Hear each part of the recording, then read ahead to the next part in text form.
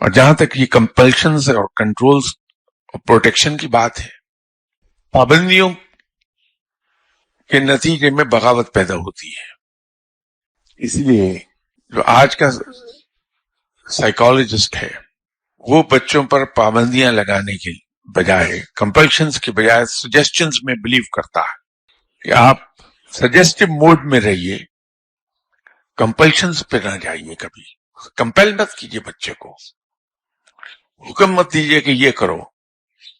ہم پاکستانی ماں باپ اور of course Indian sub continent میں جتنے بھی ملک ہیں وہاں شاید ہم بائی نیچر بلیو نصیحتوں پر کرتے ہیں اور اس سے بچہ بڑی دور بھاگتا ہے.